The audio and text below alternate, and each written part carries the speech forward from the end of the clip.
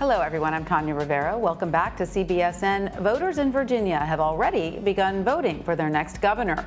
Polls show the race has tightened. According to a Christopher Newport University poll released today, former Democratic Governor Terry McAuliffe leads Republican Glenn Youngkin by just 4 points. The recent polls show McAuliffe's lead has slipped in the past month, with independent voters in the state shifting to the right.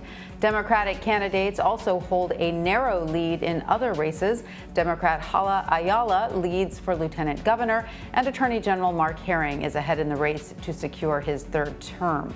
I want to bring in Zach Montellaro now. He is a state political reporter for Politico.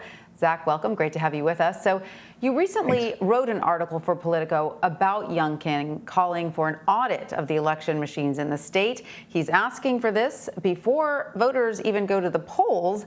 And despite the fact that Virginia already ran a statewide audit after the presidential election that confirmed the state's results. So why is he calling for another audit now, and how are voters reacting?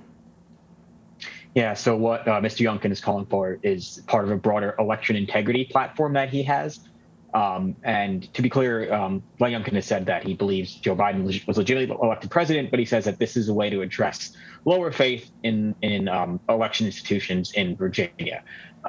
Virginia was not a close state in 2020, won by 10. President Biden won by 10 points over now former President Trump. But Mr. Youngkin does this, because election integrity is one of the first things he talked about in the primary. It's an issue that, while he says that President Joe Biden is legitimately elected, it's still incredibly important among the Republican base. So he says these things to kind of keep the Republican base with him while trying to pivot to other things in the general election. And how do voters react to this? Is it true that this is an issue that really concerns Virginians, or what are the issues that are most important to these voters? Yeah, so-called election integrity is still popular and still very important among, a certain base of Republican voters, both in Virginia and nationally. But broadly on the campaign trail and in polls, that's not what voters are most care about in the general election. And it's also not what either candidate talks about the most in the general election. Broadly, it's what you'd expect. It's jobs, it's COVID and the economy, and it's education, and that's where most of the focus has been on for much of the general election.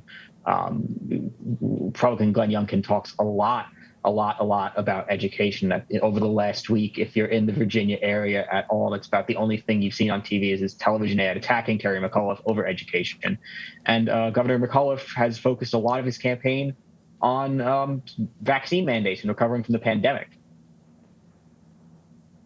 Right. And of course, the two gubernatorial candidates faced off against each other twice on the debate stage and will not be facing off again before the election. Polling shows that about 5% of voters are still undecided, and with only about 4 points between them, those undecided voters could make or break this election. What do you think each candidate needs to do in these final weeks to secure a win? For Terry McAuliffe, it's kind of easy for him. Virginia is a more Democratic state than elsewise. And by easy, I mean the solution is easy, not actually doing it. He has to make sure Democratic voters care about this race. There's been a consistent enthusiasm gap between Republican and Democratic voters in Virginia. Republican voters are generally more excited to go to the polls than Democratic voters are. So if Terry McAuliffe wins in 25 days, it's because he successfully hit that panic button. He successfully raised the alarm bells, and Democratic voters came out and voted. Now, the flip side, Glenn Youngkin, what he needs to do is keep it close in areas like Northern Virginia. Northern Virginia is the epitome of the suburban swing during the Trump era. It just absolutely blown Republicans out of the water in Northern Virginia and elsewhere. So what Glenn Youngkin needs to do, keep it close in Northern Virginia, keep it close, or win the Richmond area and just run away with it in the south and southwestern parts of the state. And they could both be listening to your advice right now. Zach Montellaro, thank you so much for joining us. We appreciate it. Thank you for having me.